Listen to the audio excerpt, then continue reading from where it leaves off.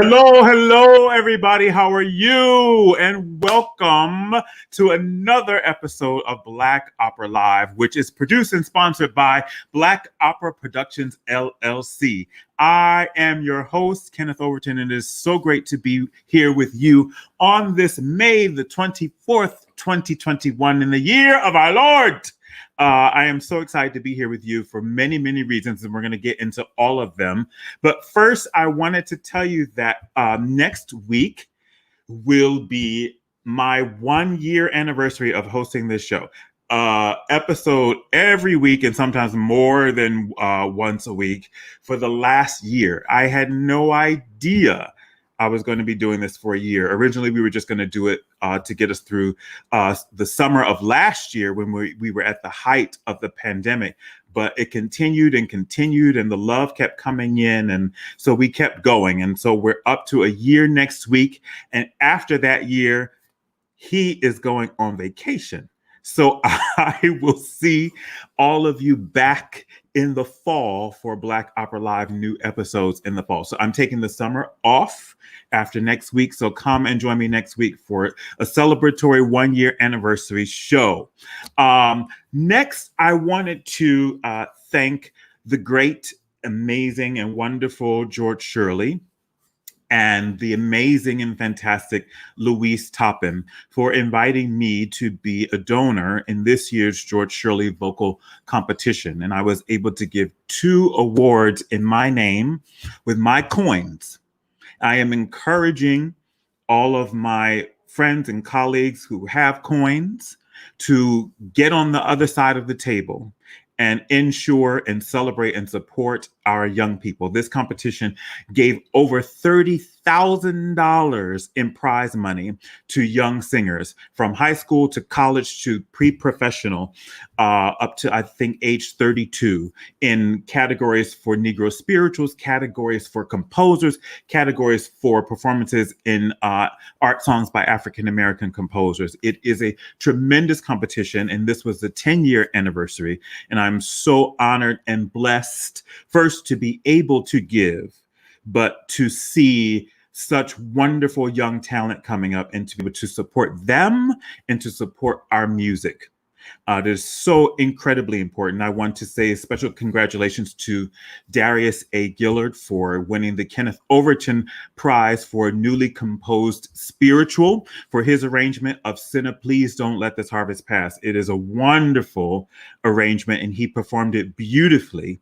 And a young lady named Melissa Joseph, a soprano who sang an art song by Brittany E. Boykin, who was just fantastic. She won the Kenneth Overton Contemporary African American Art Song Prize. So congratulations to you both. Thank you to Mr. Shirley for your legacy and your brilliance and your generosity, and to Louise Toppin and her entire team for pulling off a virtual competition in these pandemic times. Thank you so very much. I also wanted to thank everybody out there for congratulating me and sending me your well wishes for the announcement of my Metropolitan Opera debut. I am very excited, and it's going to be impossible for me to say individual thank yous to everybody who posted, because I don't think I've ever gotten that many likes or comments on a post in my life. Like, Facebook had questioned me and thought it was spam because so many people were writing. But I just wanted to say thank you so much. And I want it also to be a lesson to singers everywhere, actually to people everywhere, that there is no time expiration on dreams. I am in my mid-40s, and I am just making my Metropolitan Opera debut. So it can happen. Hard work, dedication, focus, being a good colleague, being a good person, and making sure that you stay ready so that when the phone rings, you are ready. I've been singing all over the world for the last 20 years. And this dream that I had put into the now back of my mind and back of my head and back of my heart has come to the forefront. And so thank you, everybody, for your well wishes and congratulations. And I promise to make the Lord proud, myself proud, my family, my teacher, and all of you, and especially to the late, great Arthur Woodley. And now let's get to the topic of the day. Young singers, something I am so excited about and passionate about.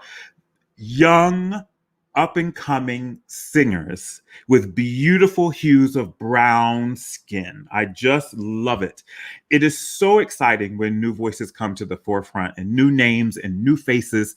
And we as a society, we as a community have to get behind them now. We have to support them now.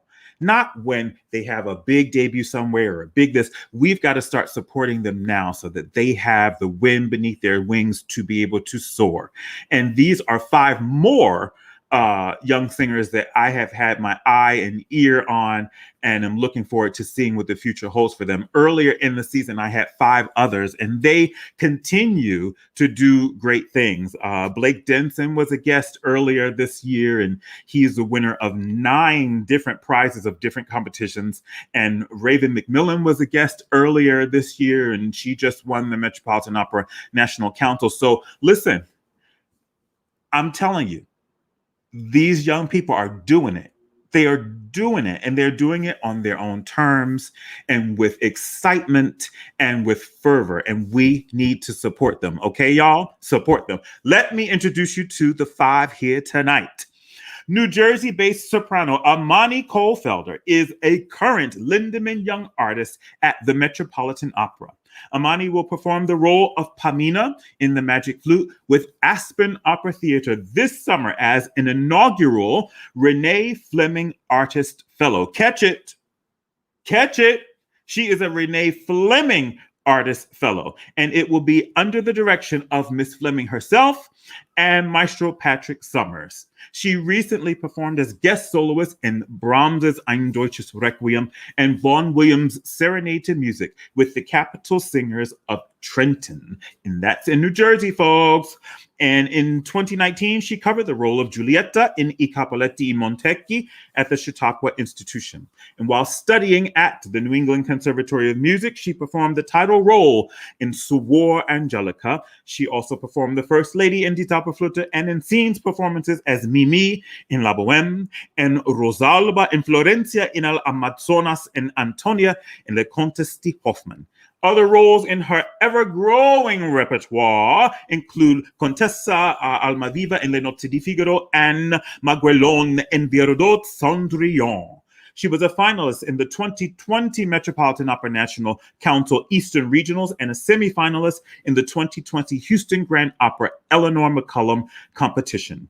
Other awards include second place in the New York Lyric Opera Theater National Competition and an encouragement award from the Giulio Gotti Foundation International Vocal Competition. Welcome, Amani. So glad you are here. So proud of you and everything that you are doing.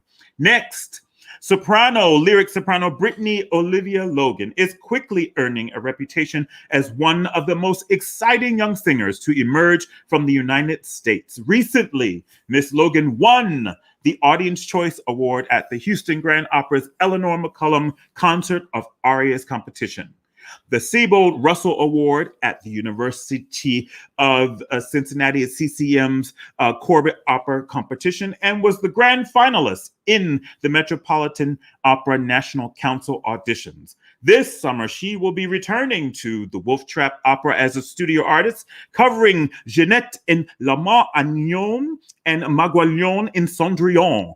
In 2020, Miss Logan was programmed to cover Tatiana in Eugene Onegin and Musetta in La Bohème at Wolf Trap, but due to the shady, disrespectful, and deadly coronavirus, it was canceled. But we are going to summon that those gigs are going to not only come back, but they're going to come back and multiply.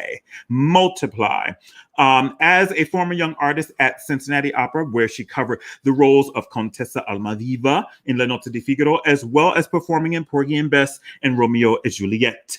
A fierce proponent of new and contemporary music, Brittany's acclaimed work on projects include Matt Alcone's Euridice for the Metropolitan Opera, the Los Angeles Opera, and Cincinnati Opera, Gregory Spears' Castor and Patience at the Cincinnati Opera, and Philip Glass's The Perfect American for Long Beach Opera. I am so proud of this young lady. Welcome to Miss Brittany Olivia Logan. Countertenor, the fabulous Kimon Murrah, native of Louisville, Kentucky. Mr. Murrah has received his degree from the University of Kentucky. He has sung in Handel's Giulio Cesare with the Red River Lyric Opera and Vivaldi's Montezuma with American Baroque Opera Company. Murrah was selected in the 2019 Carnegie Hall's Weill Music Institute in a masterclass with none other than mezzo-soprano superstar Miss Joyce DiDonato. In 2020, he toured with the American Spiritual Ensemble and was a young artist at the Glimmerglass Opera Festival. In 2018, he won the Encouragement Award for the Metropolitan Opera Council Central District auditions and second place in the Emerging Soloist competition. In 2020, he won first place in the Camille Coloratura competition. He was a semifinalist in the Metropolitan Opera National Council auditions, and in 2021, he was the second place for the Rochester Oratorio Society competition and grand prize winner of the Premier Foundation and NIOP International Vocal Competition and the first place winner of the Houston Grand Opera Eleanor McCullum competition. In 2021, Mr. Murrah will be joining the studio. He has currently joined the studio artist program at the Florida Grand Opera and singing the role of Bertardo in Handel's Rodelinda at the Aspen Music Festival. This fall, he will be continuing his studies at the Juilliard School, singing Handel's Messiah at the Great Bend Center of Music, and making his debut as Orfeo in Gluck's Orfeo et Eurydice at Seattle Opera. So proud of this young man. Welcome, Kimon, to the show. Noted by Opera News for his stunningly sweet tone, tenor Edward Graves was most recently a studio artist at Michigan Opera Theater in Detroit, Michigan. At MOT, he covered the role of Don Ottavio in Don Giovanni. He made his company and role debut as Renuccio in a double bill of Puccini's Gianni Schicchi and Michael Ching's Buozzo's Ghost. Upcoming appearances include Tamino in a filmed adaptation of The Magic Flute entitled Black Flute at In-Series in Washington, D.C. He will be entering the most famous, most prestigious Murrah Young Artist Program at the San Francisco Opera next month. He has also been a soloist in Beethoven's Ninth Symphony at the Madison Symphony in Madison, Wisconsin. Previous appearances have included Bastian and Bastion at the Raylan Moore Opera, Robbins and Porgy and Bess at the Seattle Opera, and a young artist at the Glimmerglass Festival, and the Baumgarten Studio Artist in Florentine Opera. Previous awards include Encouragement Awards from the Metropolitan Opera National Council Auditions, Wisconsin District in 2017, and the Michigan District in 2019. He received his Performer Diploma and Master of Music and Voice Performance from the Indiana University Jacobs School of Music, where he studied with Patricia Havranek. He earned his Bachelor of Music and Voice Performance from Townsend University, where he studied with Aaron Sheehan. Welcome, Edward Graves. And last and certainly not least, praised by opera critic from Voce di Mece for his juicy, booming, room-filling bass, accompanied by mesmerizing, fully immersed acting. Dramatic basso profundo Edwin Jhamal Davis is a proud native of Utica, Mississippi. He is an alumnus of Jackson State University, where he earned a Bachelor of Science in Biology, pre-medicine with dual minors in chemistry and music. Sir, you're going to have to explain yourself how you can do all that and still sing how you do. In the spring of 2014, while studying voice with the fabulous soprano Phyllis Lewis Hale, I love that woman so much, he made his professional debut with the Mississippi Opera Company in the role of Simone in Puccini's Gianni Schicchi. He is a master's degree recipient of the prestigious Manhattan School of Music, where he studied with well-acclaimed baritone Mr. Mark Oswald, and has participated in a number of professional and academic engagements in the concert and operatic repertoire. These include appearances as guest soloist at various national venues, such as the Pompano Beach Orchestra's presentation of Handel's Messiah, Bronx Concert Singers' Winter and Spring presentations, St. Mark's presentation of the Messiah, Verdi's Louisa Miller as Vroom, Osmin in Mozart's Abduction from the Seraglio, and in Mozart's Don Giovanni as Mazzetto, and covering Reverend Olin Blitch in Carlisle Floyd's Susanna.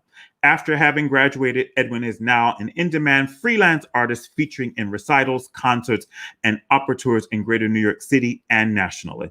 He recently sang the world premiere of Brother Nat, Rise, Revolt, Redemption, in the symphonic premiere of Without Regard to Sex, Race, or Color, a musical work inspired by the photographic artistry of Andrew Filer and composed by Doug Hooker. He was crowned the national title for the Marian Anderson Vocal Arts Competition, hosted by the National Association of Negro Musicians in its centennial celebration, and is also a Metropolitan Opera Eastern Regional winner. And Mr. Davis continues expansion of his repertoire and artistry by accepting the appointment of bass artist in residence with the Portland Opera and also of Hampton Opera Center in Oregon for the 2020-2021 season. These young people are accomplished and hungry and going for it. I am so excited to welcome my guest this evening. Welcome to the show, everybody. How are you? How are you? How are you? Let me get to some of these comments. The folks are coming in and saying hello to you all. Yes, yes, yes. Hello, hello. I see family members and friends of you all. Welcome, welcome, welcome to the show. Well, let's first go alphabetically from highest to lowest voice. So Amani, darling, will you tell us where you're from and how on earth did classical music and opera come into your life? Yeah, I'm from Somerset, New Jersey, and I've been singing since I was a little kid. Music was always in the household, all kinds of music. Earth, Wind and Fire, Patti LaBelle. Yes. All of that. I was in the children's choir. I was in Rutgers Children's Choir. All of the little musicals. I did play flute for a little hot minute in elementary school. And then, there was a competition with choir and the musical. I was like, okay, somebody's got to go. So we dropped flute for the vocal training. And And then I saw my first opera, which happened to be The Magic Flute, when I was about 8 years old.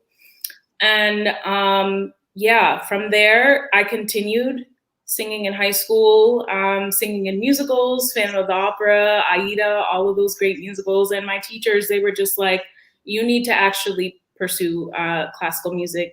And they helped me get my pre-screening videos together. My parents were so supportive. I had friends in high school who were great musicians, very passionate and very talented.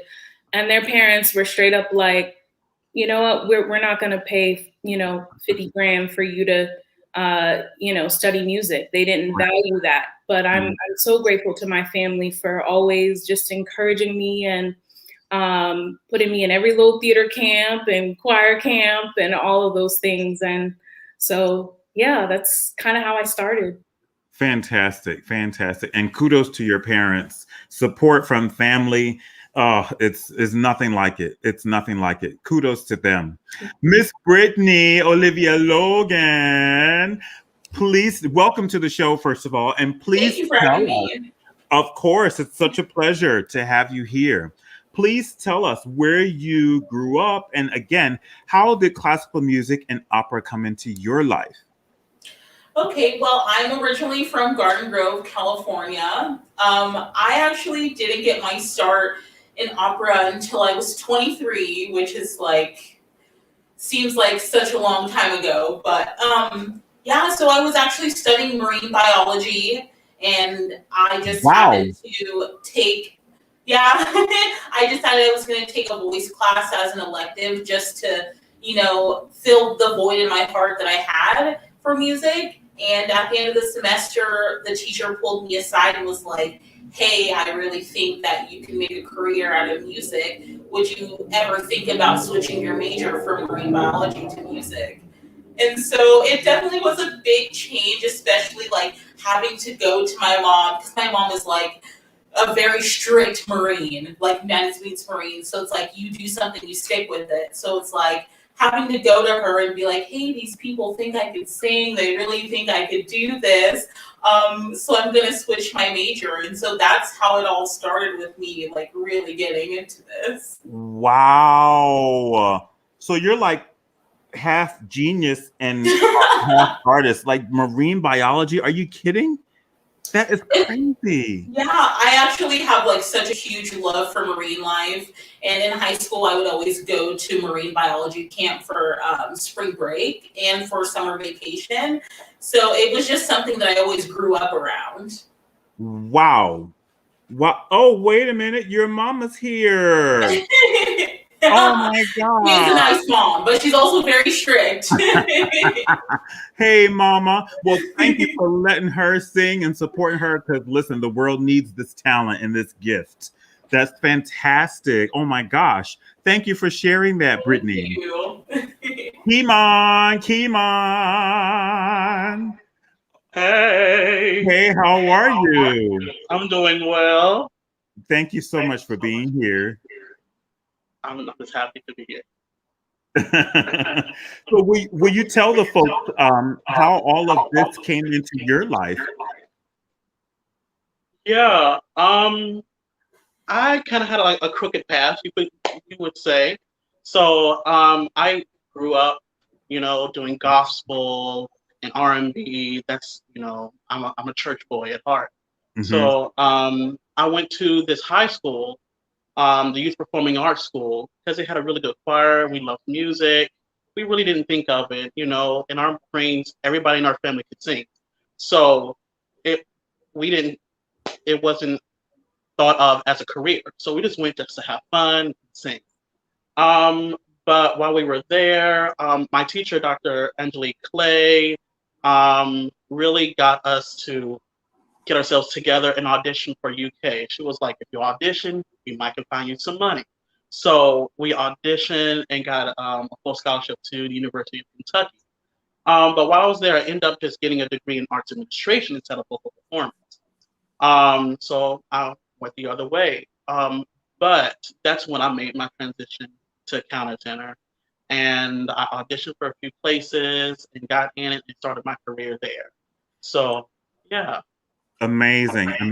And so well, actually, we'll get into that a little bit later because I think there are a lot of people out there who still are confused about the countertenor voice and how it comes to be and how you make that gorgeous sound. And so we'll delve into that a little bit. Thank you for being here. Thank you. Edward Graves, good sir. How are you? I'm good. How are you?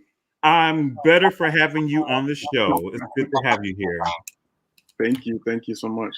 So will you tell us, where did you grow up and how did classical music come into your life? Okay. So I'm from Oxon Hill, Maryland in Prince George's County in the DMV.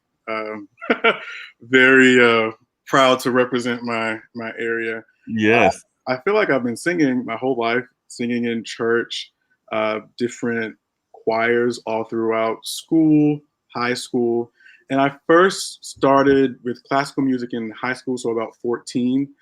Prince George's County has this thing called a solo and ensemble festival. And I started with 24 Italian art songs, singing that. I didn't really think that it would turn into a career or anything. When I went to college, I thought that I would be a music teacher. And in my freshman year, I was cast in an opera. And I thought, okay, this is interesting. I was the only freshman cast. I was like, this is kind of exciting. And so I talked to my professors and I asked, do you think that I could do this? Do you think that this is something that would be a good option for me? And they were very encouraging. So I switched my major to voice performance. I remember telling my mom, and she thought that I wanted to sing in clubs. And so she said, well, why do you have to get a degree to sing in clubs? I was like, no, Mom, it's not that. And so I've been sticking with it ever since. I love it. I love it. It's so funny because I went to school with boys to men, and so of course my family's like, "Well, why aren't you in that with them?" Mm-hmm. Like that's not my gift. Right. Like, they're my boys, they're my friends, but that's not what I do. Mm-hmm. Mm-hmm. Edwin, how Hello. are you? I'm well. How about you? I am doing wonderful. Thank you. It's so good to see your face. You as well. So please tell us, where are you from and how did classical music come into your life? Well, I'm from Utica, Mississippi. Extremely tiny town. Um, it's about 35 miles south of the capital, but it's literally in the middle. It's in the middle of nowhere. So it's about 850 people at most. Wow. So no grocery store, a gas station and a half, a Dollar General, and your grandmother's house or whoever you know that lives there. Right. But, I grew up in Utica, and I went to Jackson State University. I started singing when I was a kid. I used to always sing, and apparently people thought that I had a gift of song. And I would hate having to sing for things, but my mother and grandmother would make me sing at church all the time.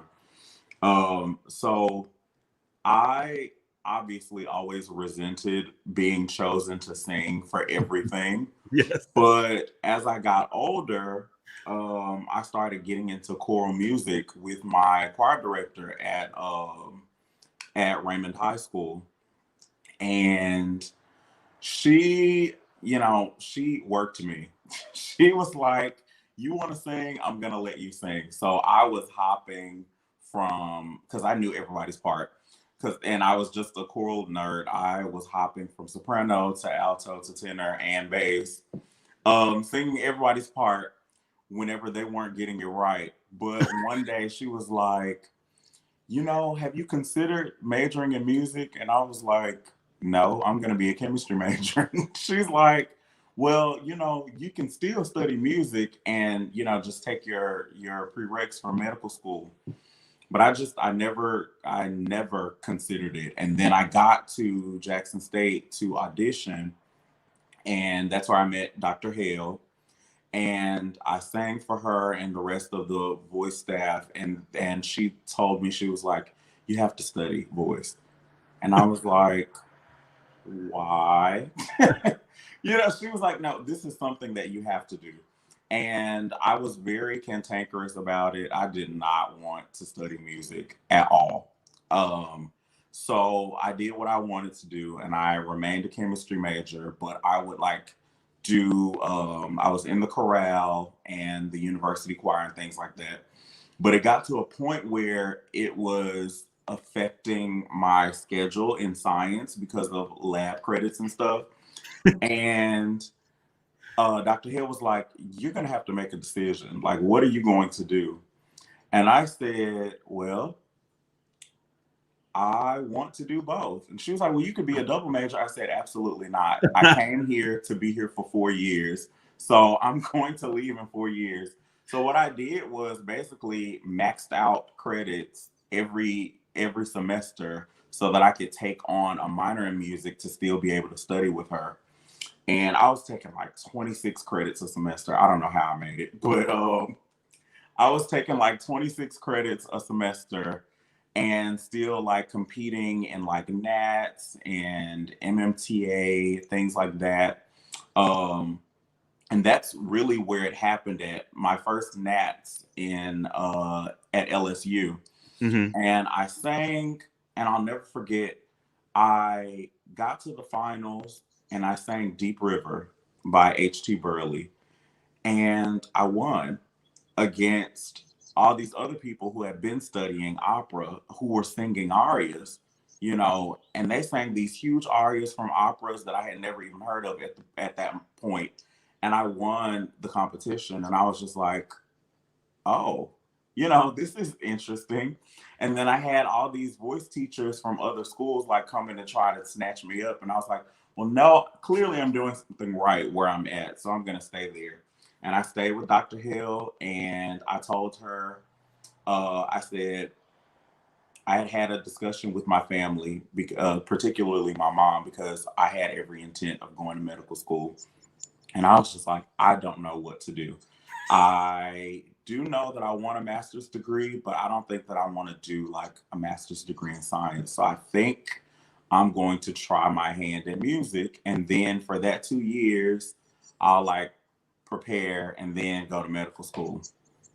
Wow. Applied to big schools, got in, and I wanted to be in New York. I got to New York. I started singing. People heard me, and everybody was like, you need to be singing. You need to be singing. So I stuck to singing, and things started happening. Doors started opening for me. And I figured this is where I'm supposed to be at. So here I am. I agree. It's where you're supposed to be at. Hey, Karen Slack. Hey, Patrick McCoy, Adam Richardson. How are y'all? Good to see y'all. So I want to ask you all about inspirations, musical inspirations. Like when you were younger, what singers said, who voices spoke to you? Like, oh, wow, that's a life-changing sound. Oh, wow, that's amazing. Oh, wow, that made me cry. Oh, wow, I want to do that. Who was it for you? Or, you know, it doesn't have to be one. It could be, you know, 5, 10. Let's start with you, Amani. I definitely have to say Montserrat Caballé. She just, Can I have one of her lungs, please? right? Just one. Just effortless, like definitely Montserrat Caballé, Leontine Price, of course. But yeah, those have to be my top 2. I could go on and on, but I'm gonna just stick with those 2. Yeah. Okay. What about you, Brittany? I'm gonna Janai Brugger. She was actually the first soprano that I have ever seen. I went to go see the final dress rehearsal of The Magic Flute at LA Opera, and it was her and Lawrence Brownlee, and it was the first time I'd ever seen an opera. And I just remember leaving so inspired and like really wanting to like dig into being a musician. And so like ever since that moment, I have always just looked up to her. And it's so funny though, because like 2 years ago was my first young artist program. And I actually got to work with her. And so it was so cool to be able to tell her, like, hey, you inspired me. Like, you are the reason why I want to be an opera singer. So. Wow. How amazing is that, too? And especially in these days and times where artists are accessible, where you can, you know, send somebody a DM and like, hey, I really like what you do. That's amazing. Yeah. And Janai she is as sweet and kind as she is gifted and talented. Yes. Great choice. What about you, Kimon? There are a lot of singers that inspire me. Leontine Price, Martina Arroyo, Kiri Takanawa, Renee Fleming, Florence Quivar. But I love me some Shirley Barrett. Yes. Everything that she does is what I want to do. She sings everything, and with such clarity and emotion. I want to embody that in my singing. I love that. Lady Barrett, baby. What about you, Edward? My first inspiration was Denise Graves. We're not related, but people ask me that all the time, and I wondered if I said yes, if I would have more. Right, because you're both in the DMV too, right? Yeah. I remember going to a recital that she gave at the Strathmore Music Center, which is in the area. And it sort of changed my life. And I got to meet her afterward and like touch her hand and look her in the eye. And it was a very, it was a magical moment for me. That was my first inspiration. Fantastic. And Edwin? My first one was my voice teacher, Dr. Hale. Oh, that woman she was can sing. I got to share the stage with her. That woman, just, my goodness, what a voice. It was, my junior year of high school, I believe, I finally heard Leontine Price, a recording for the first time. And, you know, I'm sitting here like, oh my God, this woman is from where I'm from. And I never even knew who she was. But then I got to college and Dr. Hale did a recital. And she sang Depuis le jour. Mm. And the entire aria was just, it was literally like molten gold flowing from her mouth. And then she got to the high note and it spun like, it was literally like nothing I'd ever heard before. I slid out of my seat onto the floor because I was just like, how is this happening? And it was so resonant. It was before I even knew what resonance was. It was so resonant and it just pinged from wall to wall to wall. And it touched me in a way that I wasn't even able to describe. And I remember going up to her afterwards and I was like, I want to do what you just did, whatever it was. Please teach me. And that from it just, oh my God, she's a blessing. Indeed she is. Indeed she is. So now, since we're on that topic, and especially of resonance, because you definitely have a lot of that, I'm going to go dig into my bag of receipts. As you know, I don't just talk about my guests and I don't just have my guests talk about themselves. We show proof and evidence of their greatness. So, Edwin, sir, I have enjoyed this. And the review from Voce di Mente about juicy and booming and room filling, y'all gonna get some right now. Hold on to your wigs, pin them down, use some glue, whatever you got, because he about to blow it off.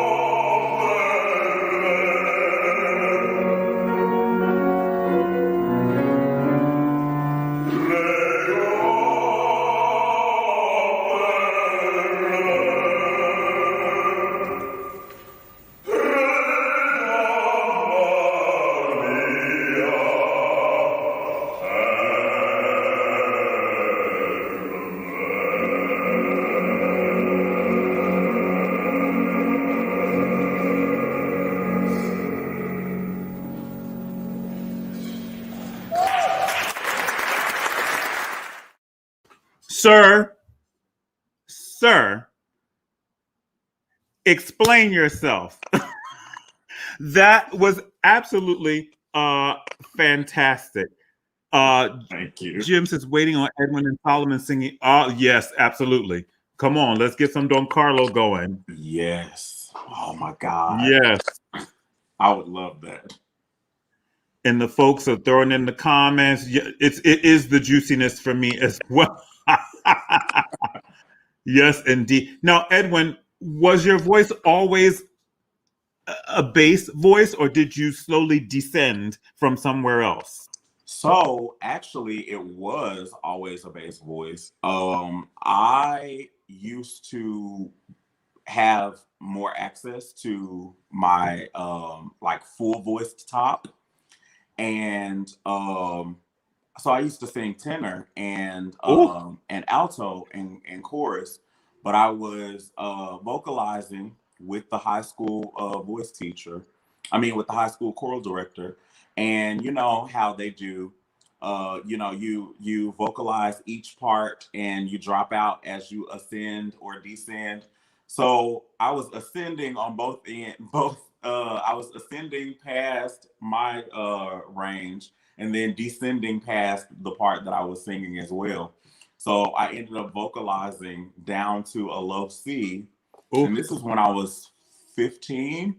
And then I ended up vocalizing up to a high C, like full voice. But obviously, as I got older, that fullness went away and it just more so stuck in the bass register. But the bass notes were always there. And it was then that my teacher was like, you're going to be a bass. Like, yes. There's no doubt about it. You're going to be a bass. There's no reason why you should be singing like this at such a young age.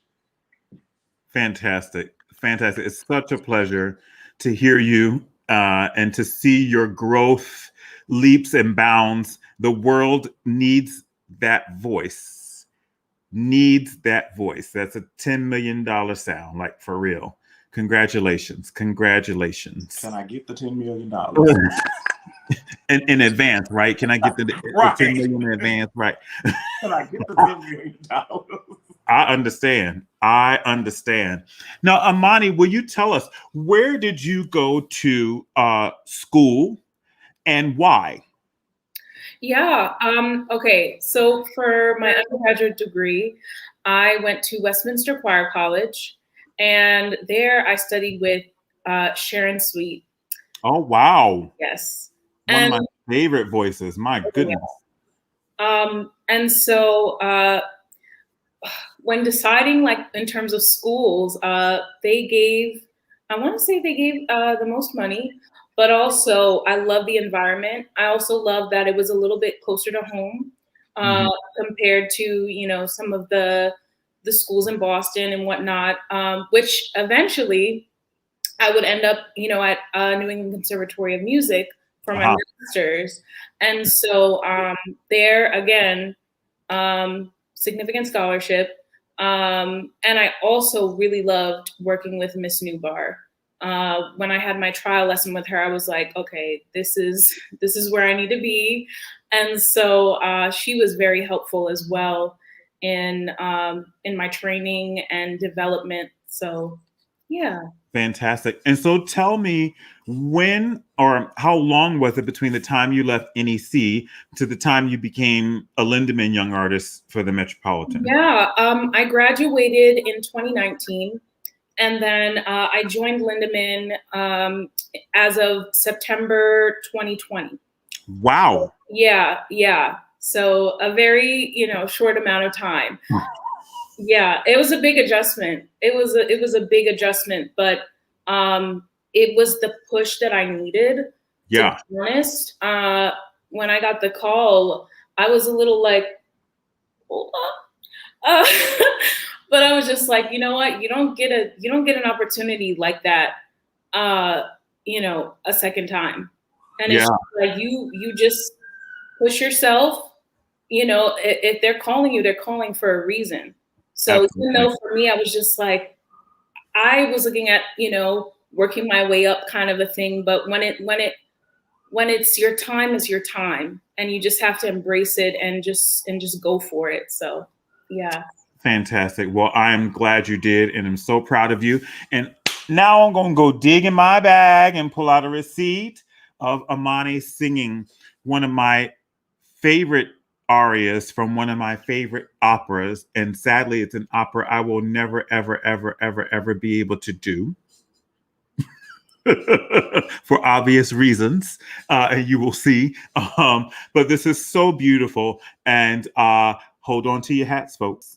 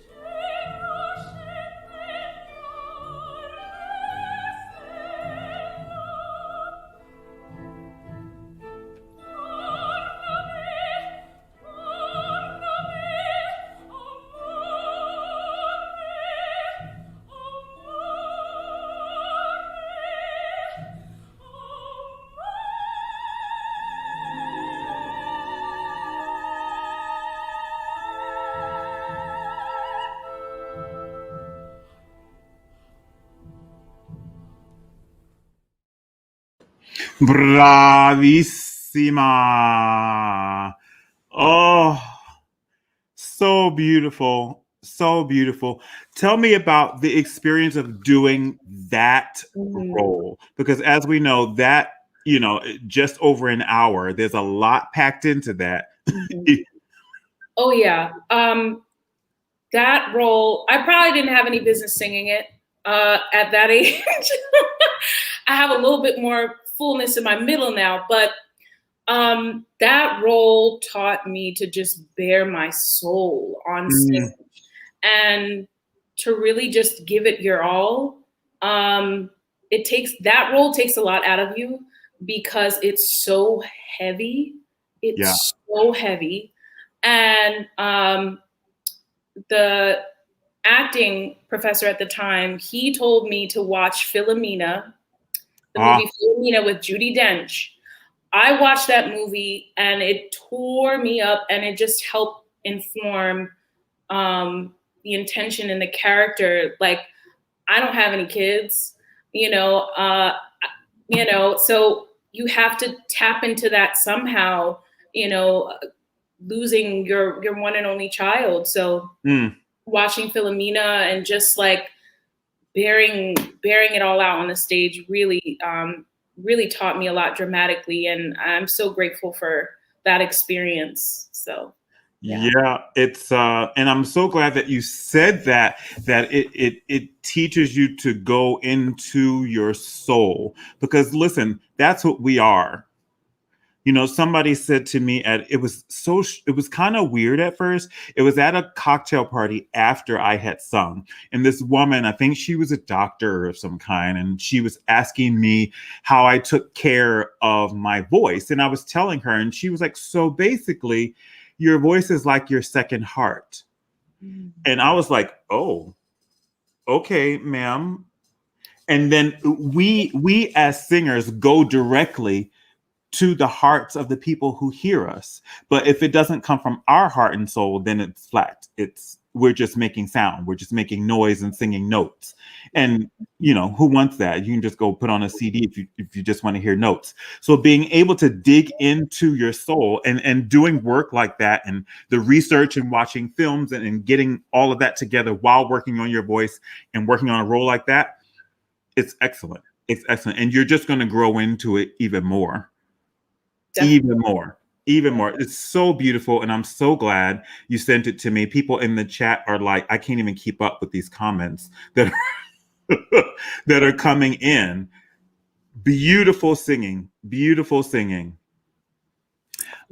So tell me, Kimon, sir, talk to the audience about first what a countertenor is, and then tell us what you were before you found out or discovered that you were a countertenor, and what that discovery process was like.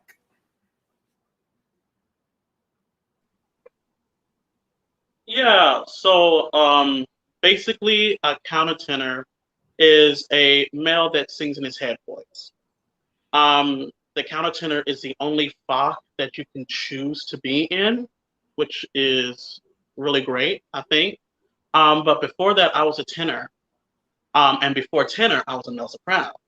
So I was in a boys choir for a while singing soprano. And then I auditioned as a tenor to the University of Kentucky and did that for about 5 years. But it just didn't feel right. I feel like I could have had a career as a tenor, but it didn't feel home. It didn't feel me. So I decided to take that break that I was doing and just try it. The Red River Lyric Opera was doing Giulio Cesare. And I was like, well, I'll just learn me a couple of arias, and send it right on in. And that's when I got my first actual main stage role. Wow. So from then on, I decided I'm just going to stick with this and keep going with it. And yeah, it felt good to be singing as a countertenor. So was it a traumatic experience technically, like working with your teacher, getting you out of tenor land and into countertenor land? Yes and no. It was more traumatic going to tenor than it was going back to countertenor. Okay. Because, growing up through puberty and all of that, singing your head voice for the majority of it, and then as an adult trying to sing in chest, it was a little difficult for me. But I got there. But when I got to working with Dr. Clay, she really made everything very easy. The technical support of everything was, she's really great at that. So when I did make my transition to countertenor, I already had the foundation of things going on. So I would just apply that to my head voice. And it's so interesting that it seems like countertenors have made this resurgence. Like you all are all the rage, mounting productions for the countertenor, writing new work for the countertenor. It's just fantastic. So how do you feel like you're fitting into this wheel that's all of a sudden turning very fast for you? Oh, say that again. I didn't hear you. How do you feel going into this career now as a countertenor with all of this new buzz around this voice part that everybody seems to want a piece of? Yeah, I think it's about time for that to happen. Countertenors aren't a new thing. They've been around for a very long time, and predating a countertenor, it was castrati, which was the superstars of that era of early Baroque. So with this new understanding of making sure that everybody is equal, no matter what color skin you are, your sexual orientation, what you identify as, the viewpoint of the countertenor, which was thought to be very feminine, has become normal. It's become new, and you're able to show the masculine side now more of being a countertenor, and you don't have to try to prove anything. People are accepting of the Fach now, which is really great. Absolutely. And I would love, I'm just going to say it, I would love to hear you sing Akhenaten. I'm going to just put that out into the universe. Just Well, let the universe do what it do. If they call me, I'll answer. So proud of you. And now I'm going to go dig in my bag for my receipt and share with you all one of the most beautiful performances that I think ever came across my screen in the past year. Enjoy.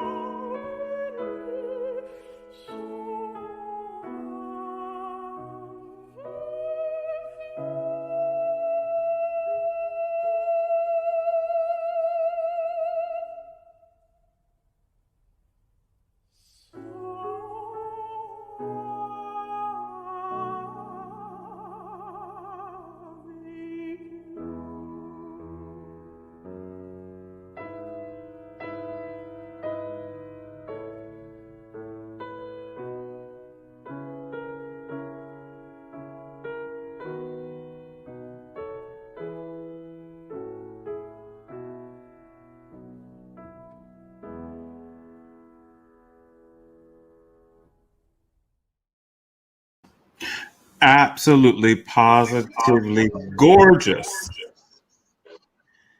Like you made time stand still. Absolutely, positively gorgeous. Are you listening to me on a device? We're getting You feedback. made time stand still. 1 second. Absolutely, positive. If I sounded like that, I would want to listen to it too. So it's fine. It's okay. Beautiful, beautiful singing. Thank you so much. So I'm sure the whole industry is like, here Kimon comes again. If I'm in this competition and I see his name, it's like, oh darn it, here he comes. So now I'm shooting for second. It's so fabulous. I'm just happy to be placed. That's all I'm trying to do. Tiffany, I agree. He seems like he's eating savory. Yes. Seasoned,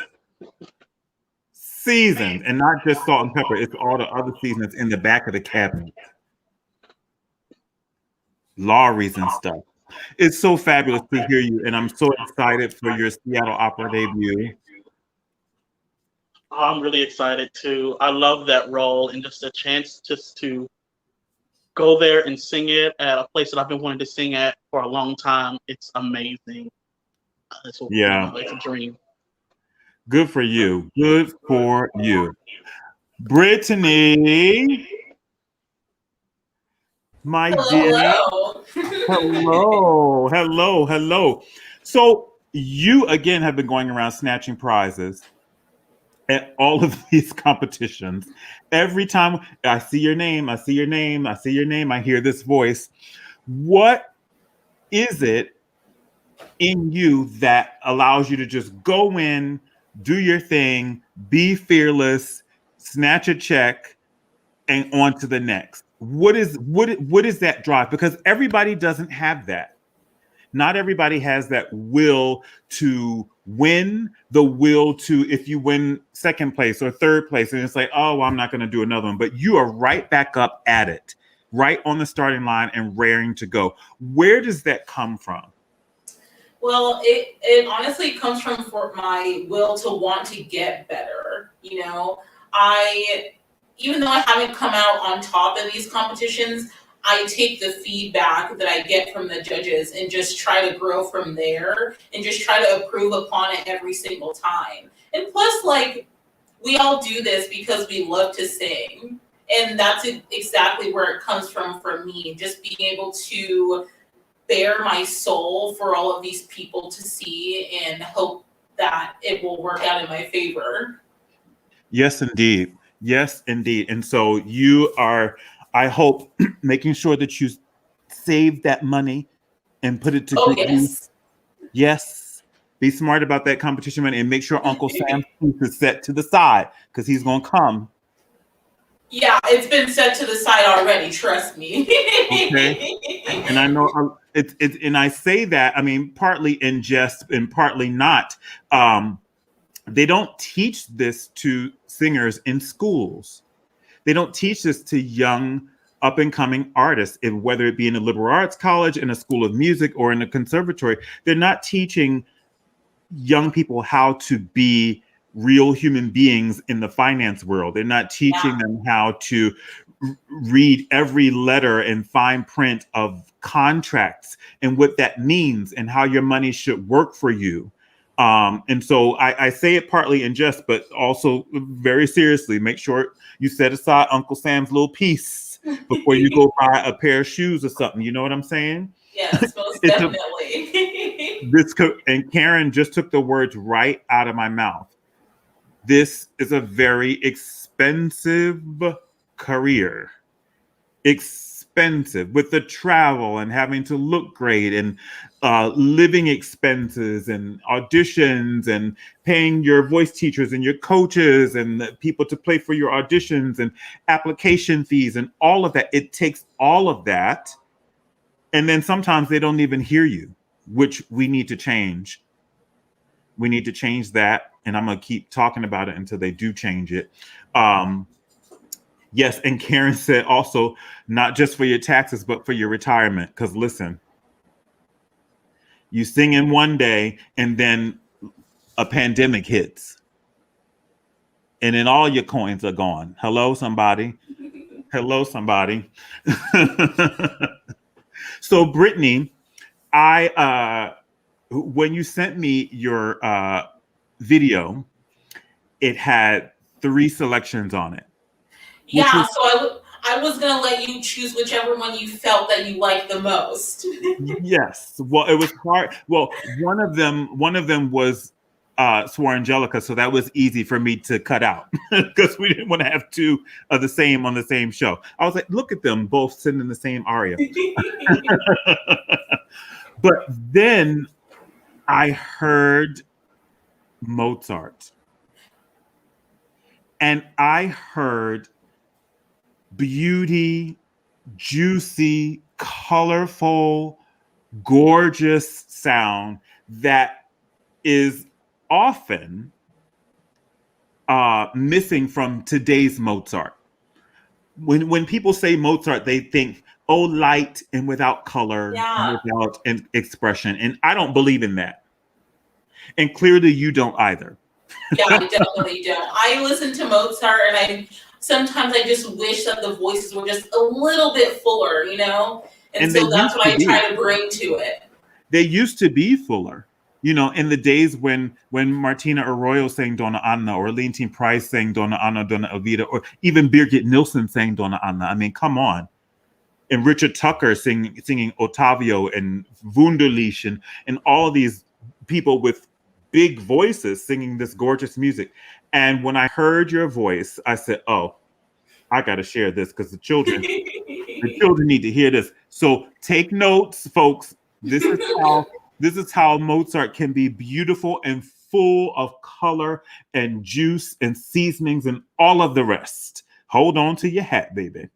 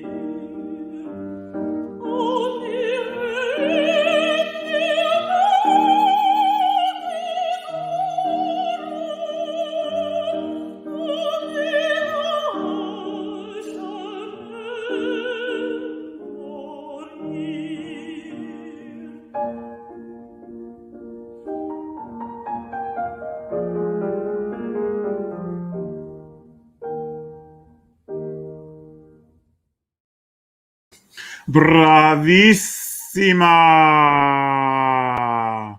Thank you. So gorgeous. Thank you. That's definitely one of the hardest pieces that I feel that I've had to learn. It was one of the first pieces my teacher gave to me, was like, all right, if we're gonna get this breathing under control, let's start with this one. Yes. Hey, brother Kevin Short in the house. Yes, sir. It was exquisite. Yes, indeed. Yes, indeed. And I often feel like when people say, "Oh, my voice is too big for Mozart," it's like, cut it out, cut it out. Just either say you haven't mastered what it takes to sing Mozart. I mean, it doesn't have to be your steady diet in which you make your career out of, but you better learn how to sing some Mozart at some point in your life. And that, my dear, was showing the folks that a beautiful, full sound can sing Mozart beautifully. Absolutely beautifully. Congratulations to you. And so tell us, you're going back to Wolf Trap as a young artist this summer. Tell me how it feels in comparison to participating in the program last summer in the peak of the pandemic, and this summer sort of hopefully in the decline of the pandemic. Yeah, so last summer, it was so strange just knowing that we were the only program that was going to make something happen. And just knowing that a lot of things were going to be virtual. Like, even though we had in-person things, we had a 2 full week quarantine. And even after that, we still did a lot of Zoom coachings, diction lessons, libretto reads. But I feel like this summer is going to be a lot better because we're actually going to get the chance to bond with the other artists that are there with us and be able to get the experience of learning from each other rather than trying to learn from each other through a computer screen. Right. Yeah. Exactly. So I'm really, really looking forward to it. And just, being able to make music again and having the opportunity to have live audience for the first time is going to be something new to experience all over again. Fantastic. And congratulations on going back. It's such a great program. You. Wonderful, wonderful, wonderful. Edward. Hi. How are you? I'm all right. Fantastic. I'm so excited to have you here. So tell me, where were you and what were you doing at the start of this pandemic? And how did it affect your time at MOT?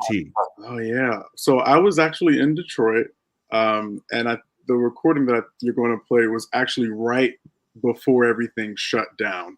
And so, yeah, we had to switch to virtual things, and we got to experiment with trying to figure out, okay, am I going to do a click track, or am I going to have someone conduct while I listen and sing along? And so, yeah, it's been a very interesting time, to say the least.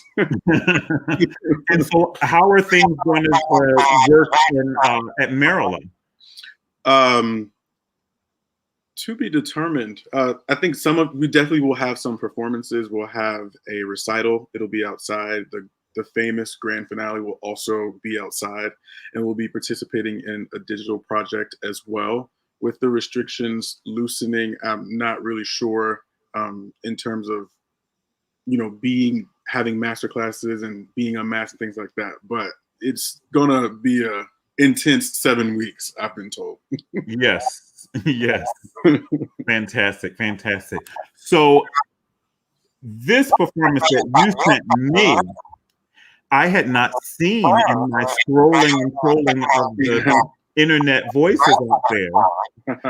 And it is so fantastic. I'm so glad you shared it with me. And we'll talk a little bit about it once everybody fixes their wigs back. Okay. Avete torto, e fine, assurdo, ogni malizia di leggi e codici, conosce sa, monteggiatore, beffeggiatore, c'è da fare una beffa nuova e nana, e Johnny Schicchi che la prepara. Gli occhi furbi illuminano il riso, lo strano viso, ombreggiato da quel suo gran nasone che pari un torracchione per così. Vien dal concaro, ebbene, che vuol dire?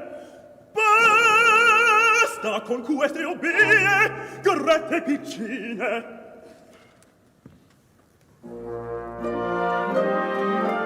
Firenze come un albero fiorito, che in piazza dei signori hai tronco e fronde, ma le radici forse a nuove apportano, dalle convalli limpide e feconde. E Firenze germoglie dalle stelle, salgon palagi saldi e torri snelle.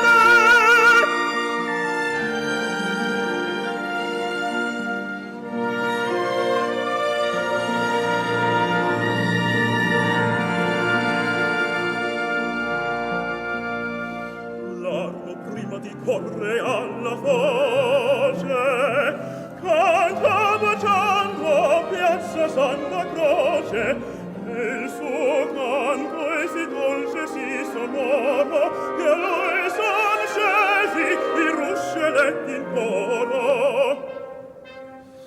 Così scendan vidotti in arti e scienze, a far più ricca e splendida Firenze.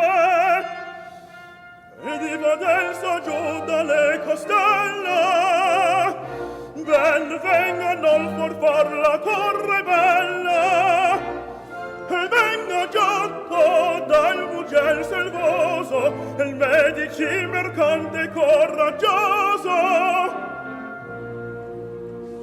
Basta con gli odi gretti e coi ripicchi,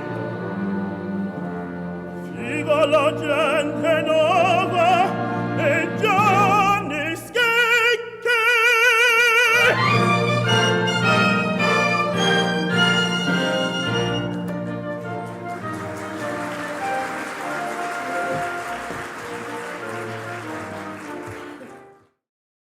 Bravo! Bravo! Thank you. Oh my goodness. It's so whenever I hear a voice that I love so much, it's always one of the reasons is because there's an honesty, a sweetness, and a security in the sound that is just innate, that is just so beautiful. And I immediately started to imagine all of the other roles that you should probably sing for the rest of your life. And that's the thing with all of you. Like when I hear you sing, I hear the future. Like I'm like, oh my God, I can't wait to hear her sing this. I can't wait for him to sing this. Oh my God, oh my God. And that's what you all have. You don't hear that with everybody. But I hear it with all of you. So let's start with you, Edward. What are some of the things that you enjoy singing and that you look forward to singing in your very bright future? I like singing Mozart.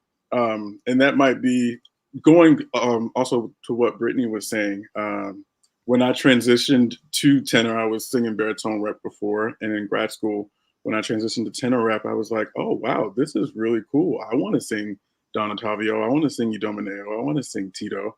And so hopefully I have the opportunity to sing some of those, maybe some early Verdi things as well, and just some of the more full lyric rep.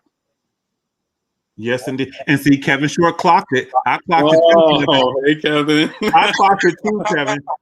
I don't ever have to sing no role like that requires that. And see, Selena said she needed the Gorilla Glue to keep her waiting after that poem. Listen, I understand, sis. I understand. And Edward, I heard you some months ago singing something from Lucia di Lammermoor. Oh, yeah. I believe I commented and said, keep this around. Yeah. I started looking at the role of Edgardo last year, and I was like, you know what, I need something to do, something to occupy my time, and I didn't know if it would be a good fit, but it seems to be working out well. So yeah, I'll keep it around. Absolutely. And what about you, Amani? What are some of the things that you want to sing that you're looking forward to singing? Definitely. For right now, I would love to sing Micaela in Carmen. What is it about the role right now? And what is it about her that makes you want to sing that so much? She's relatable in a sense that she's just like, I'm in this strange environment, but I have a duty to get something done. And, I'm gonna stand before this woman who is evil and manipulative, and I'm gonna do what I need to do, and I'm not gonna be afraid. And she literally prays to the Lord. Like, she's just so relatable in that sense of like, I'm gonna do what I need to do.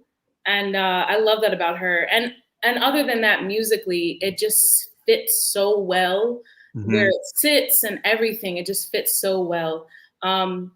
Other than that, I love Puccini, obviously. So definitely Mimi someday, hopefully.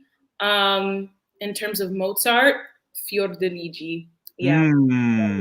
Yeah. Wonderful. What about you, Brittany? I definitely would love to dive deeper into the role of Magda from La Rondine. I just really love the storyline and the way that her character is longing for this freedom. She has all of these material things in life, yet she's not satisfied. Like, she wants this love, but when she gets it, she's not really ready for it. So it's like the emotional roller coaster of the character is what draws me to it and makes me so excited to want to sing it. Fantastic. And you, Kimon?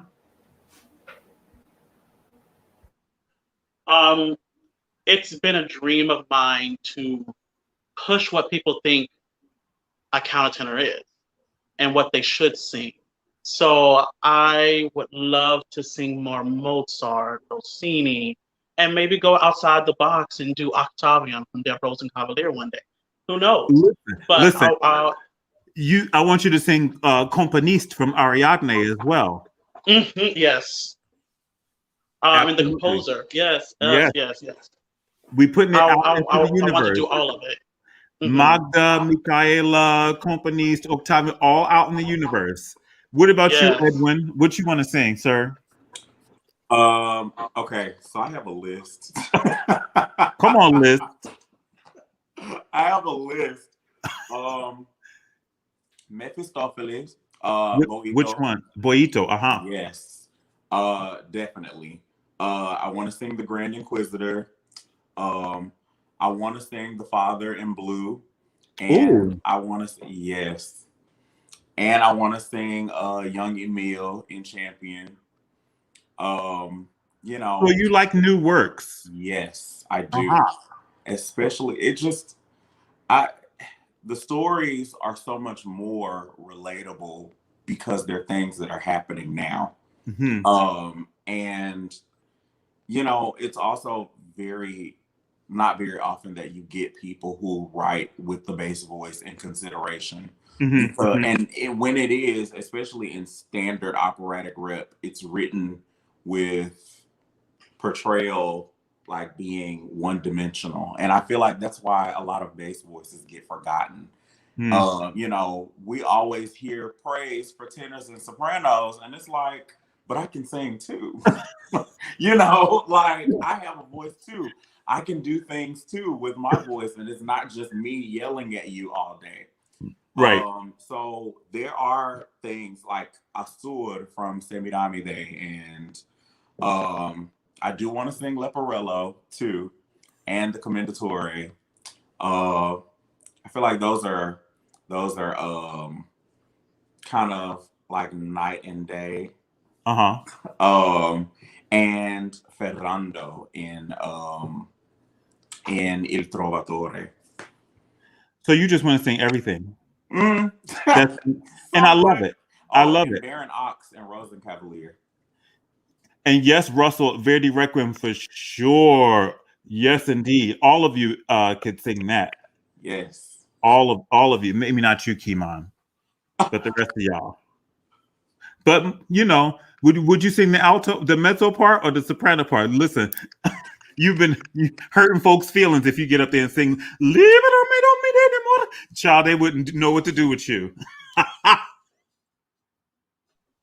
You never know. I'll get up there. Courtney Carey says he's got something for you, Edwin. Come on now. I'm ready. I'm back in New York. I'm ready. Hire me. And Tiffany, I judged the competition when Edwin. Yes, he did. Yes, he did. I know exactly what you mean too, because I judged the first round before I sent them on to you, Tiffany. Fantastic singing. So, folks, I want to know from all of you, your generation of singers, you were thrown a really awful deal with COVID. Like, you're just getting started and the plane is just taking off, and then it's like, oh, nope, global pandemic. So let me go around the room, starting with Brittany. How have you managed it from the start of it until now? Well, in the very beginning, I definitely thought of it as like, oh, great, here's this huge pause in my life. But I decided I was gonna, give myself something to work towards. I was like, okay, I want to come out of this pandemic better than I came into it, so that when things do open back up, I'll be ready and hopefully someone will hire me. And that's how I thought about it. And that's like one of the main reasons I wanted to apply for these competitions, just so that I could get the feedback on the things that I was doing in quarantine, just because the only person that had really heard me sing was my teacher through Zoom lessons. So it's like, okay, I need to at least get myself out there to know the things that I'm doing in quarantine are working for me. And honestly, the quarantine taught me so much about, really staying dedicated, because a lot of my friends were like, you know what, I'll just take this as a break, I'll get started when I feel like it. But I felt like if you rest on your laurel, you're not going to get any better. And you're just going to be in the same spot that you started in when the pandemic started. So, it was just all about staying motivated, honestly. Yeah. And you were definitely motivated. I was like, here she is again. Come on, Brittany. What about you, Amani? How did you handle the pandemic from the start of it until now? Definitely at the start, it was rough. And at that time, I was not in Lindemann. I was kind of in this in-between place. I was working as a substitute teacher, and also had a little church job on the side, but all of that was like thrown away. So I was just kind of like home and trying to figure it all out. And it was rough. It was very rough to start with. But definitely coming into Lindemann, and when I got that phone call, it definitely was the push that I needed. And even though we worked virtually, the bulk of our season, it really was so helpful.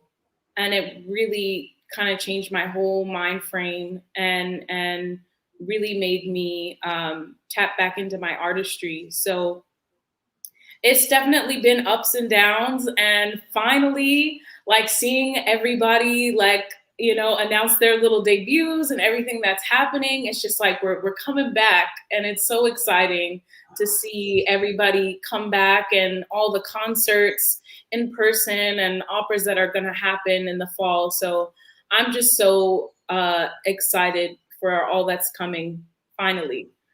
Fantastic. And what about you, Edward? Yeah, definitely a lot of ups and downs. There were weeks where I was like, I don't feel like singing. I'm not going to sing anything. And then sort of when the summer started, I was like, you know what? I need to just keep going. So I started looking at the role of Edgardo.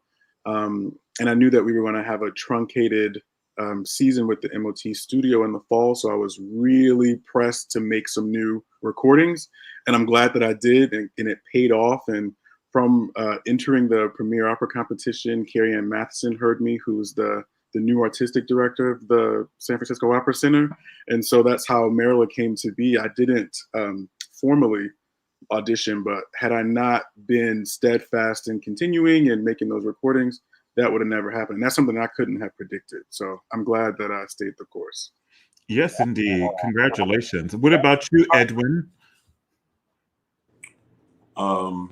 I was petrified because I didn't know what was going on.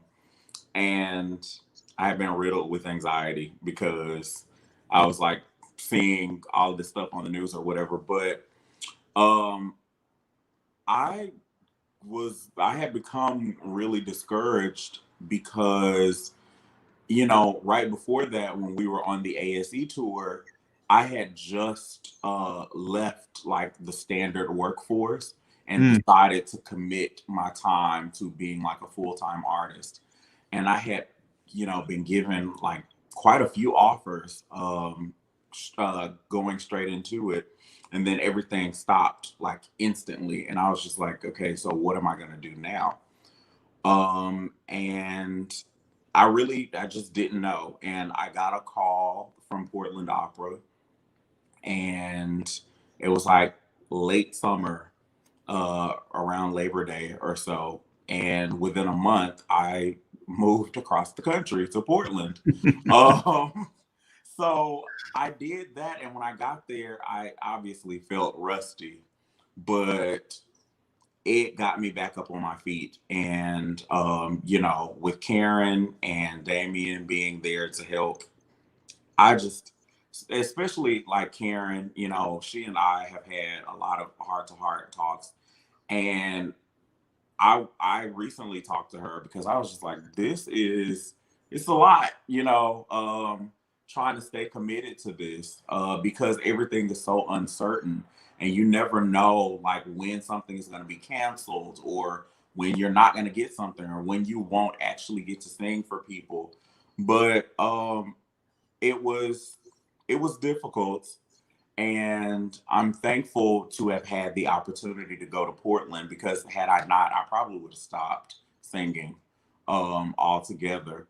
But it was what I needed to help get me back on track. And now I feel like there's something that I'm working toward. You know, even though I don't know what it is, but I am more so prepared to be prepared for whatever is coming. Yes, indeed. I agree. And what about you, Kimon? Besides snatching checks, what were you doing pre and post pandemic? Well, right before the pandemic, Edwin, you and I, we were on the ASC tour. And as y'all know, during that time, I was still doing auditions, I was doing competitions, I was trying to move forward, but then COVID hit. So, and prior to that, I made a pact with myself that for the first time that I will have a full year paid through music. And I don't have to work at a hotel or anything like that.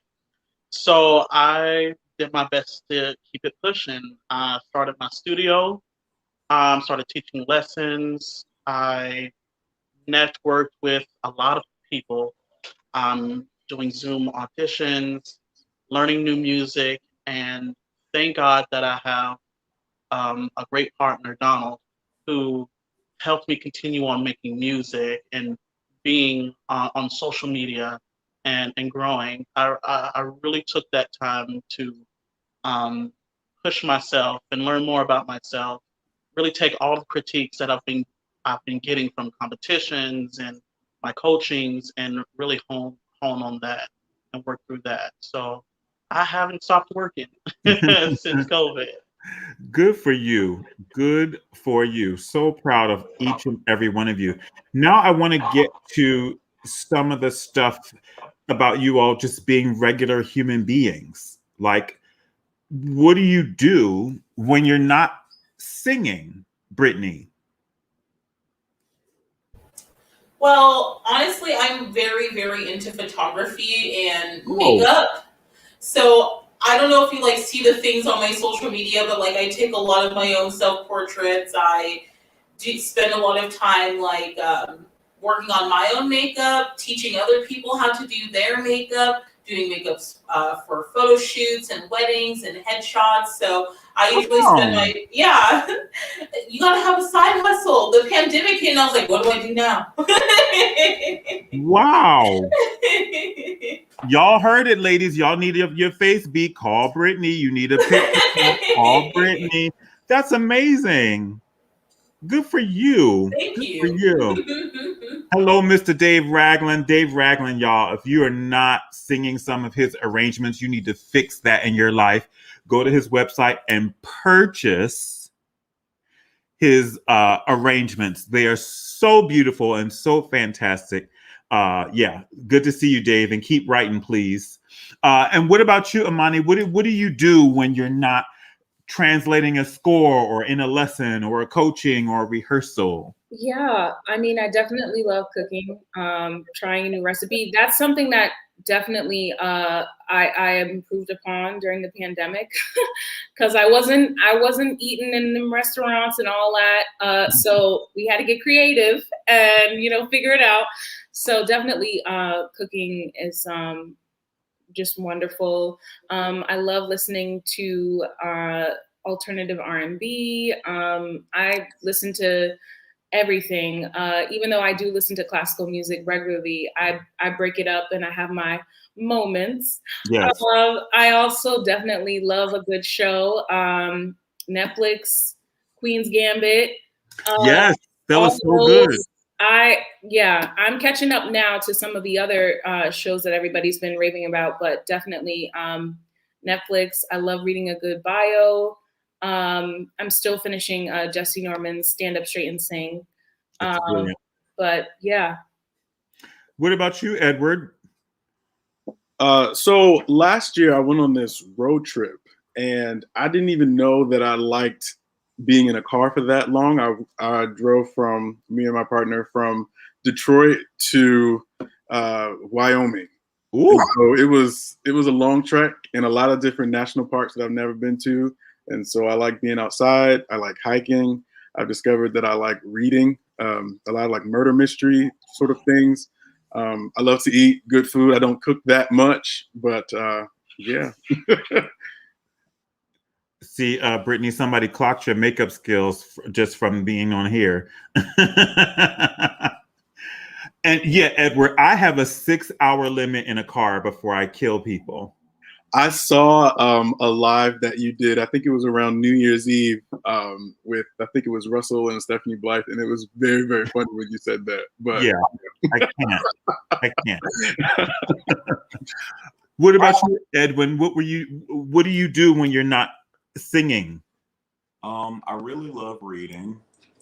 I'm still a scientist at heart, so I do a lot of reading of health journals, staying up with the latest medical research, things of that nature. I've been creating a course also that I want to pitch to some schools about teaching regarding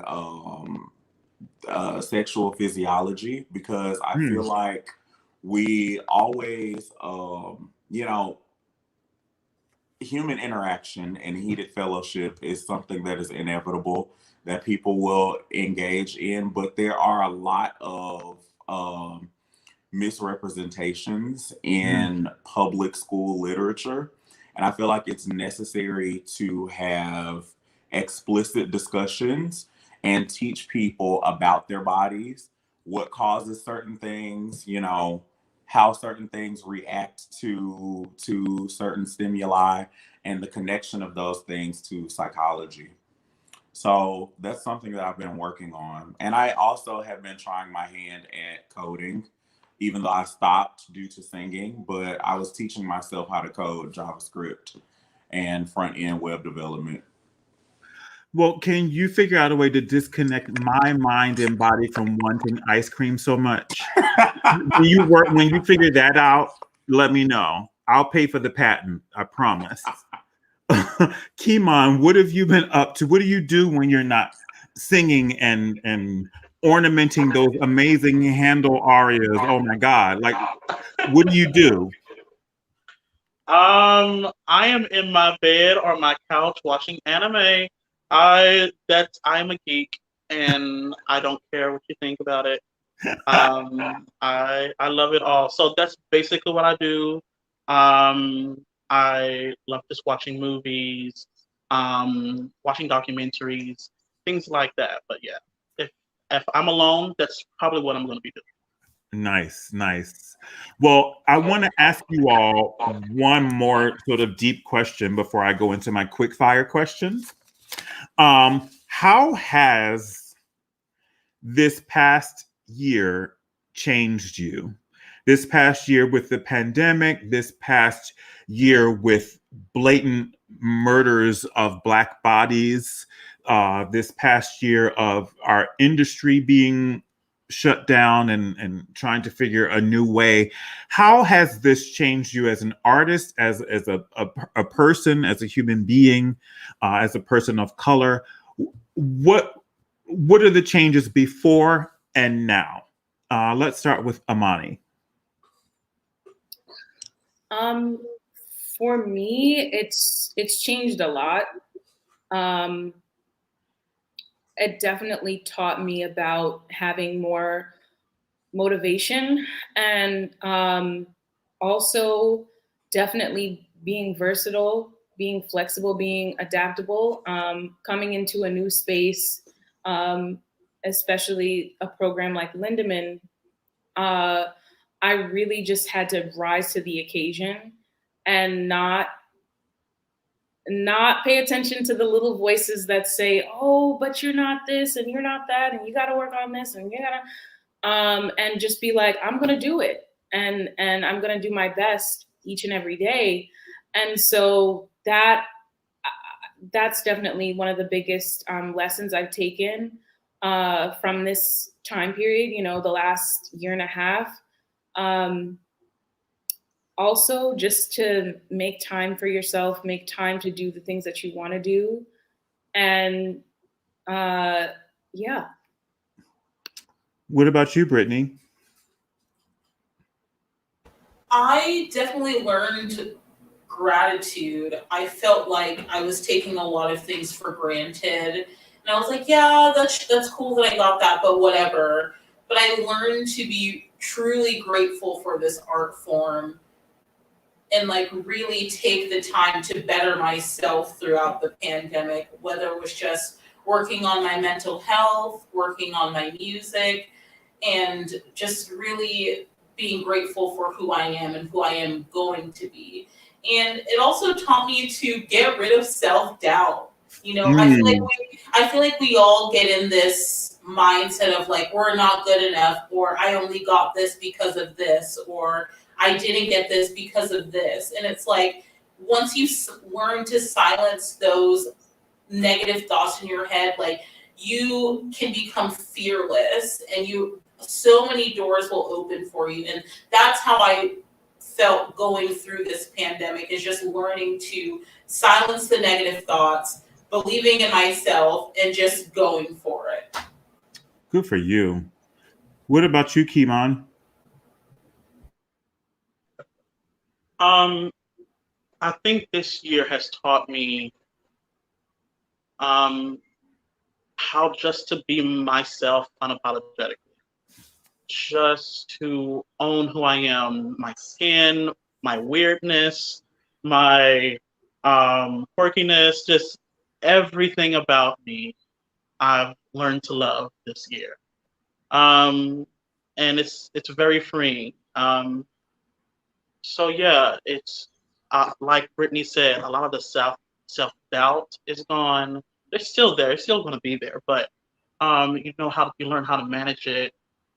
This year it's been very freeing for me just to learn how to be myself and express myself. Good for you. Edwin?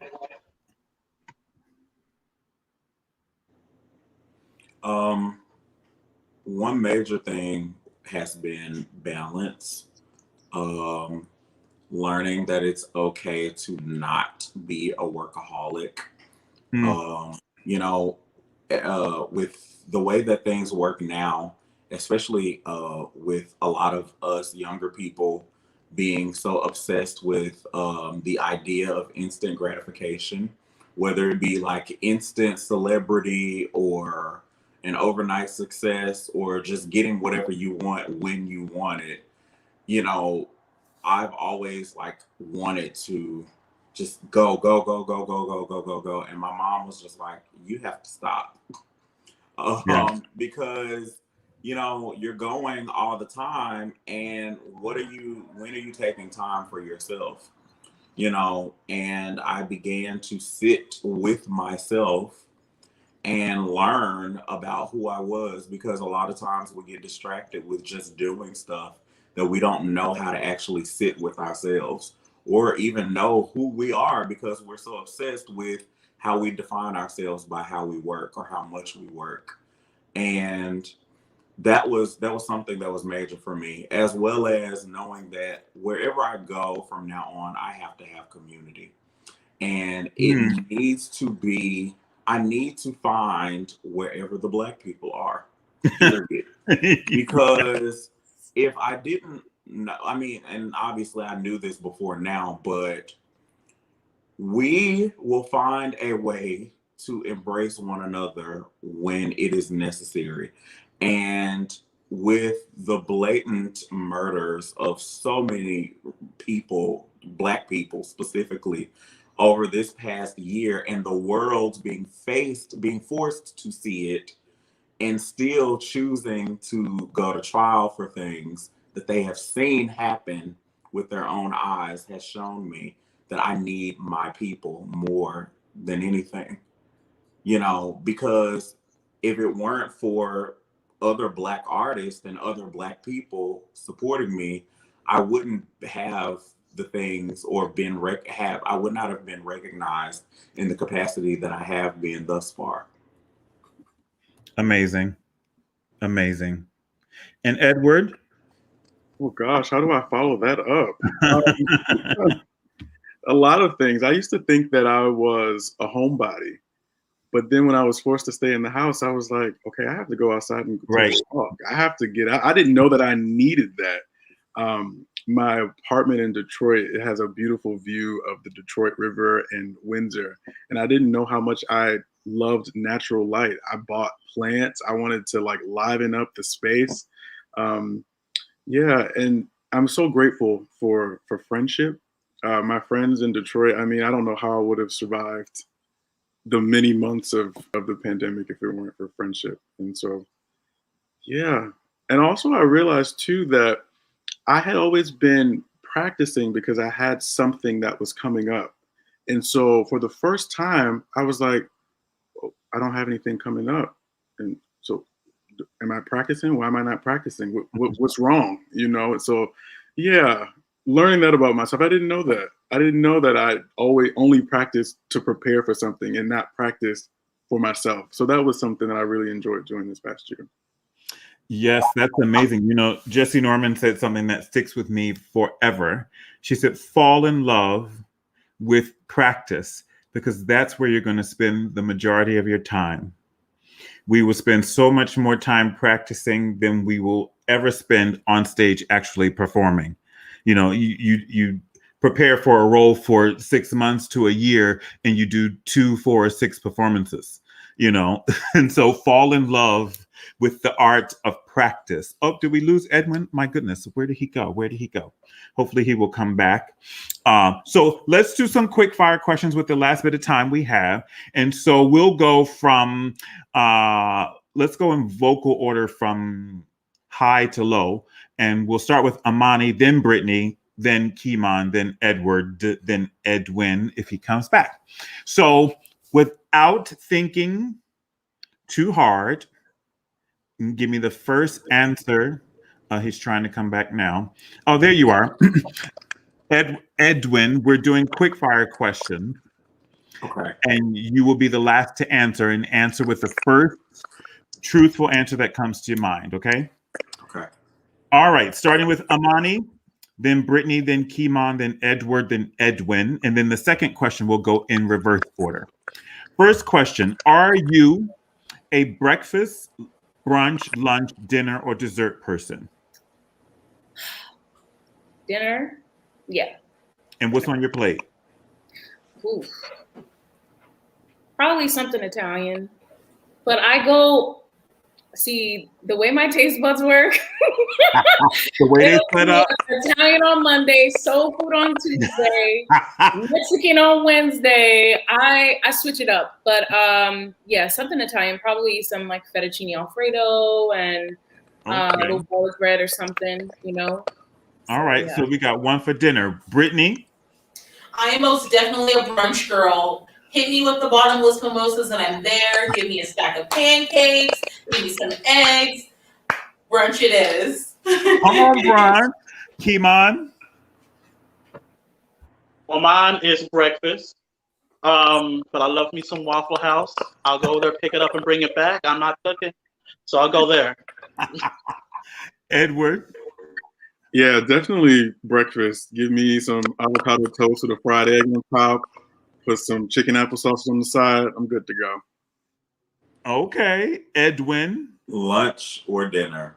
A bomb salad or salmon, anything seafood more than likely would be something that I'm going for. But mostly like salads and stuff, because I, just throw anything on a salad and make it bomb. Right. Okay, in reverse order, Edwin, Edward, Kimon, Brittany, Amani. What is your favorite voice type other than your own? Oh, soprano. Soprano, definitely. I feel like I know more soprano rep than anything. I know a whole lot of soprano rep. Okay. Edward. Soprano as well. Gotcha. Kimon? A falcon. I love a soprano or a mezzo that can do both. Come on, Shirley, Verrett, and Grace. Come on now. Brittany? I definitely love a bass. Just listening to them, seeing it, like feeling the rattle of their voice in your chest. Oh, I live for it. I love it. Amani? A tie between mezzo and baritone. Thank you. I was hoping somebody would say baritone at some point. Good Lord. Hi, Sue Dixon. How are you? All right, and now back to the original order, starting with Amani.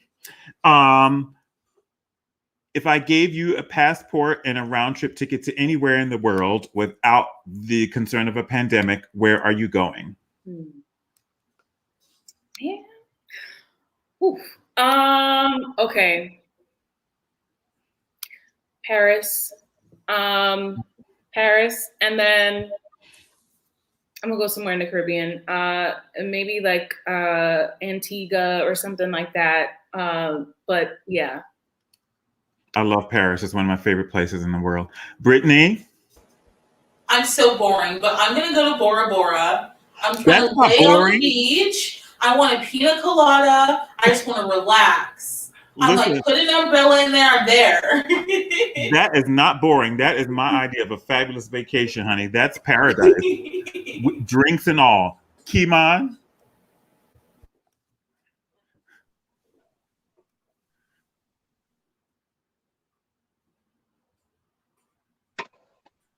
Okay.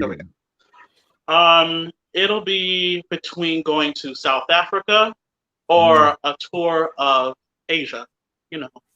Anime, Asia. Right, gotcha. Brittany, your mama says she coming. Edward? I would love to go to Berlin. I'd love to live in Germany for a few years. Fabulous city. My goodness, so much fun there. Woo. Edwin? I'm assuming this means that this trip has no bounds. So I will be hopping from every continent. I want to go to South America, particularly Colombia, Central America, Costa Rica, Brazil, especially. I want to see everything. I want to go on a safari in Western Africa. I would love to also go to South Africa. I want to go to Seychelles. I want to go to Colombo, Sri Lanka. I would love to do a Western European tour. Definitely Japan for the onsens. Where else? That's all my credit card can handle. Thank you. Everywhere. All right. Favorite composer for opera and favorite composer for song literature? Edwin. Opera, Verdi. Song literature. Oh my God. Does it have to be one? You could say two. Schumann, maybe. No, Schubert. Schubert and oh my God.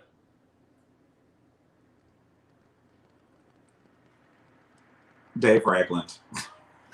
Okay. Okay. I'm here for it. I'm here for it. Edward. Song literature, I'm going to say Strauss. And opera, I'll say Puccini. Kimon. For opera, it's between Monteverdi and Rossini. And for song, I recently did a set of songs from Verdi and fell in love. So I'm going to say Verdi. Okay. Brittany. My favorite opera composer is most definitely Puccini. And song literature, I would have to, it's like a close call. I would say like Dupac, Fauré, or even Rachmaninoff. Okay. And Amani? Definitely for, again, Puccini for operatic repertoire. And then maybe a tie between Strauss and Poulenc for song literature. I love that. You guys, I am so honored that you would spend now 2 hours with me. The time has flown by. But I just want you all to know that there is a community and that there is a village that supports you, that wants to see you succeed, and that I want you to know you can call upon. Because nobody does this career alone. Nobody gets to where they need to get by themselves. You need a team of people who care about you, who want to see you do well. And so call upon those people when things get rough and tough out there in these classical music streets, because they inevitably will. No matter where your career goes, there's going to be ups and downs.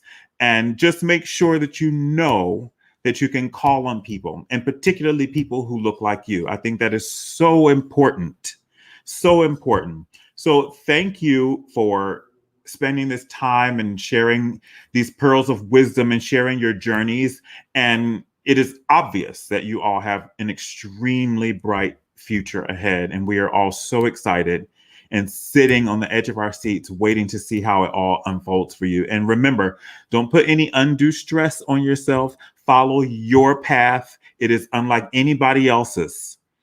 Don't compare yourself to anybody else's journey. Yours is a singular journey. Your path was not decided on a conference call. It is for you. So continue to do well, be well, practice, fall in love with it. And I will look forward to seeing your futures unfold. Thank you so much for joining me tonight, everyone. Hey, Melissa Wegner, how are you? thank you so much for everything that you did this year with the Metropolitan Opera National Council. What a feat that was. So incredible. And thanks to all of the people in the chat watching the show and supporting these young singers, because that's what they need. They need our love and support. So until next time, take care of yourselves and each other.